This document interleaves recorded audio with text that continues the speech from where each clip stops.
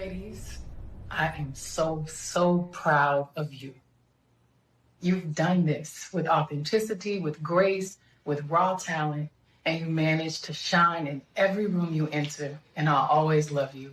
Please give it up for my girls, Chloe and Halle. For more than 2 decades, Beyoncé moved like royalty. No messy interviews, no ongoing drama, just razor-sharp vocals, power moves, and jaw-dropping performances. But behind that crown, there's a quieter side of her empire that totally flopped. And hardly anyone's bold enough to say it out loud. Because the hard truth is, not every Beyoncé project was a hit.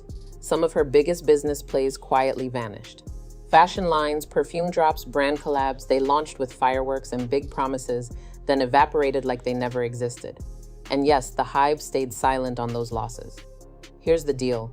You can have a massive following, but that doesn't automatically mean you have a strong personal brand that can reliably launch successful ventures. To build a strong personal brand, you can spin into other businesses.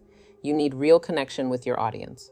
Because at the end of the day, your audience are your consumers. And consumers need to see how what you're selling aligns with who you are as a person.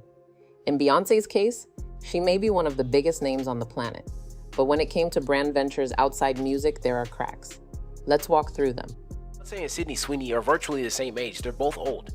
The only difference between Beyonce and Sydney Sweeney is Beyonce's black, Sydney Sweeney's white. Why is it a problem when Sydney Sweeney does it, but not a problem when Beyonce does it? Back in 2004 to 2005, Beyoncé and her mother Tina Knowles rolled out House of Darion, a fashion line meant to honor Beyoncé's grandmother Agnès Darion. The premise looked strong, Tina's design chops plus Beyoncé's global star power. Everyone thought this was about to shake up fashion.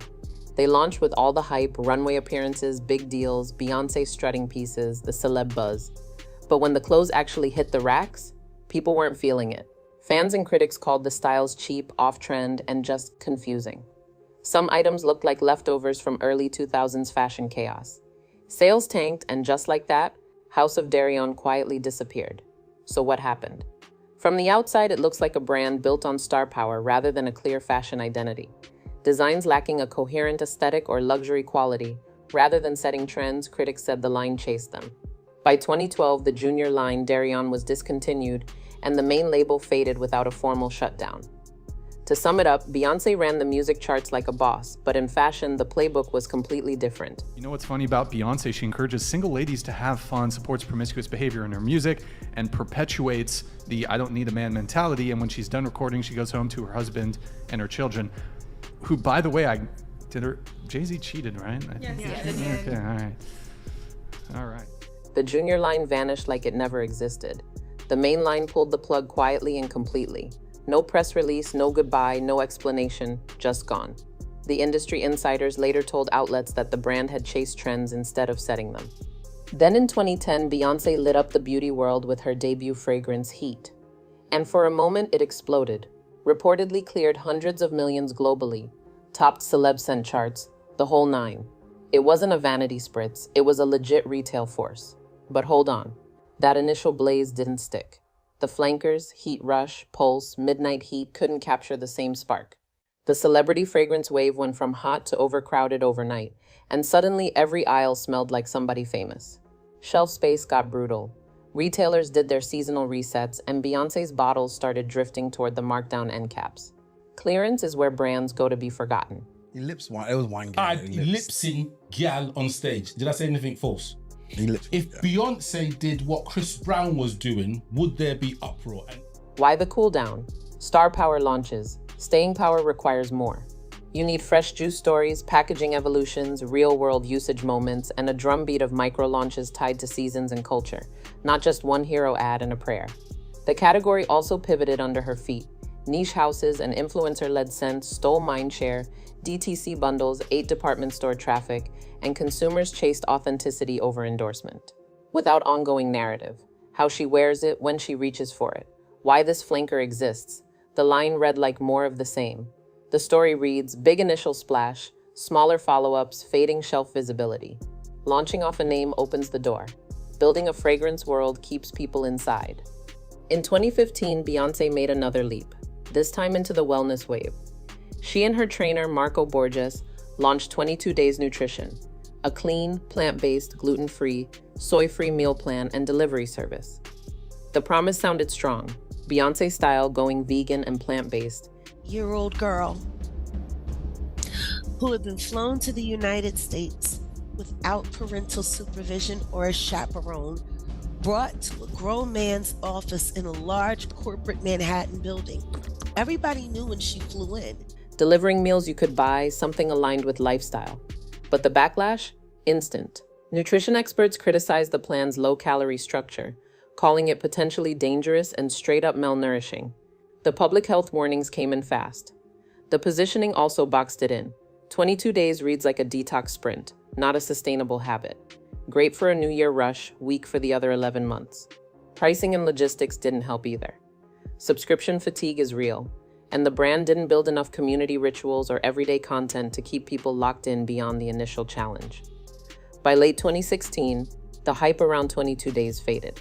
No celeb buzz, influencers dipped, the subscription service quietly scrapped, or at least lost momentum.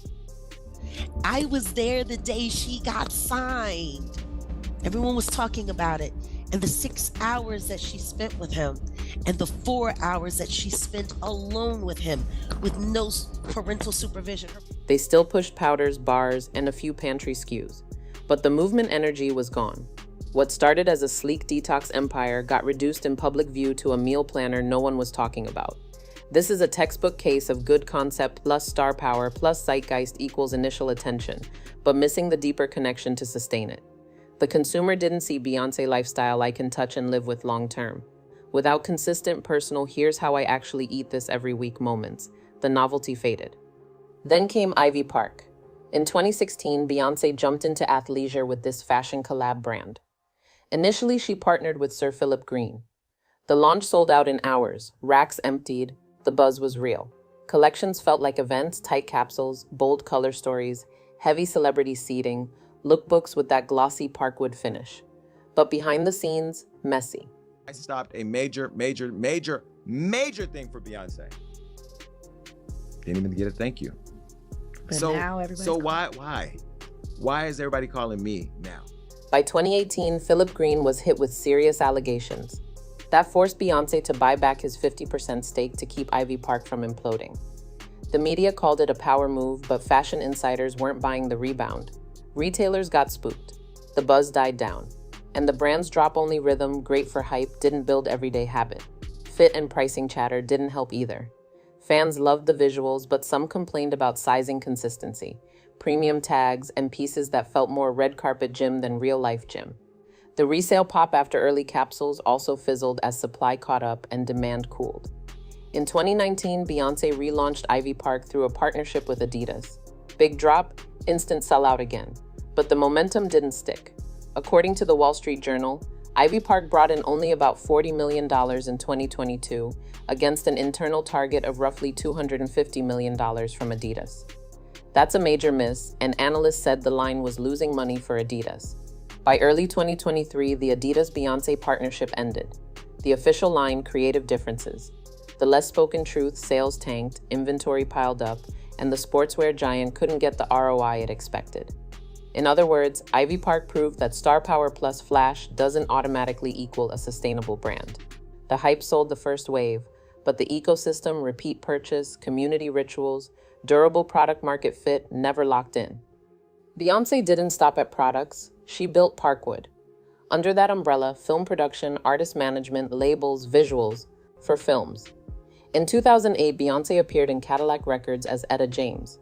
The budget was about $12 million, but the box office didn't hit $9 million. Deep cut. A flop in film terms. Then another film, Obsessed, starring Beyoncé and Idris Elba. The budget was $20 million and it pulled in over $70 million worldwide. On paper, a win, but reviews were brutal. Critics called Beyoncé a weak actress in that flick. The plot predictable, the story stiff. So yes, revenue, but respect, not so much. From there, Parkwood shifted focus, behind the scenes, label and management mode. Beyoncé started signing rising stars, for example, Chloe Bailey and the singer Her, grooming them to be the future of pop and R&B under her name and machine. But by 2023, things were showing cracks here too. Chloe's debut album dropped and debuted at number 119 on the Billboard 200, moving barely 10,000 units. Everyone noticed, but Beyoncé? no comment, no social media post, no shout out, just silence. The internet got wild. Fans dragged her for ghosting her own artist at the worst possible moment. Some accused her of sabotage, saying she didn't lift a finger to promote her artist. Others argued she was just protecting her image, stepping back so as not to be linked with a flop. Either way, it blew up. The hive split. The narrative shifted from Beyoncé lifts others to Beyoncé leaves others behind. The problem here, Beyoncé's personal brand is built on mystery and distance. She's one of the last megastars who can vanish for months, then pop out with a surprise album and dominate the cycle. That silence, it works for her. But for new artists under her label, they can't vanish. They need interviews, viral TikToks, behind the scenes, consistent public momentum. Under Parkwood, the spotlight is dim. Beyoncé's glow doesn't necessarily trickle down, and now the label looks more like a creative graveyard than a launch pad. Sign the contract under Beyoncé's shadow, yes. Instant clout, access, big budget visuals, but what does it really deliver? The rollout flop of Chloe's album said it all. The fans noticed, the industry noticed, and people are asking, is Parkwood failing its own artist? Beyoncé's personal brand is famously tight-lipped, hyper-controlled, and almost allergic to public vulnerability. A mystique that powers her legend in music but shows real limits in business. The core gaps start with connection. The ventures feel star-powered yet not grounded in who she is day to day. So audiences don't get that lived-in, I can adopt this lifestyle signal. And if the story stays behind glass, the cart stays empty. Consistency is another issue. Massive launches aren't enough without steady evolution, community touchpoints, and rituals without a predictable cadence. Early buzz evaporates. Authenticity matters too. People need to see real, ordinary usage or the products read like high-priced merch rather than essentials. And follower counts alone don't convert. There's also a visibility problem that doesn't scale to sub-brands and new artists. When the superstar goes silent post-launch, momentum dies, and what rising talent needs are repeatable loops, interviews, shorts, lives, collabs that feed the algorithm and audience. Platform fit bites as well. Music's spectacle playbook doesn't map cleanly onto fashion or CPG, which demand retail ops, lifecycle marketing, and customer feedback systems. Speaking of feedback, mystery kills data. If you're not in the comments, fittings, wear tests, or ingredient explainers, you miss the live fire input that sharpens product and positioning. Channel strategy is another miss. One glossy hero video can't fuel 90 days of TikTok shorts and reels. Modern brands win with a drip of micro moments, BTS, creator handoffs, and UGC, not just a single campaign spike. Positioning and pricing need harmony too. Premium tags require deep narrative and constant proof of use, because price is a promise and the experience has to cash it. Then there's the difference between a crowd and a community. A crowd watches, a community participates. Without own spaces, rituals, and two-way identity, hype leaks and loyalty never compounds. Finally, speed and iteration suffer under perfectionism. Grand reveals move slow. While today's consumer categories reward messy public test and tweak cycles, rare, pristine unveilings can't replace the momentum that comes from frequent, visible improvement. Let's give credit where it's due. Beyoncé's star power does open doors. She's broken records, built an empire, and stayed culturally dominant across decades. A lot of these launches did smack at the start. Sellouts, frenzy, headlines, and look, giants swing big. When you play at that level, not every bet hits, but the ones that do can change categories. Take fragrance. The first wave didn't just sniff success, it owned shelves. Heat turned into a legit franchise, not a one-and-done vanity bottle. That's real brand equity, even if later flanker scents cooled. Ivy Park, same story at launch. Instant demand, cultural cachet, major cost signs, capsules that felt like events. Even House of Darion. Yeah, it faded, but it still secured top-tier retail placements and celebrity visibility most new labels would beg for. That matters. It proves the platform can mobilize attention on command. And there's another side people ignore. The ability to pivot. She bought back Ivy Park when the Topshop situation turned toxic fast, decisive, reputationally smart. She rebuilt the distribution model with a global sportswear giant. That's operational muscle. Even when outcomes weren't perfect, the moves themselves showed board-level instincts, protect the brand, keep leverage, retool the play.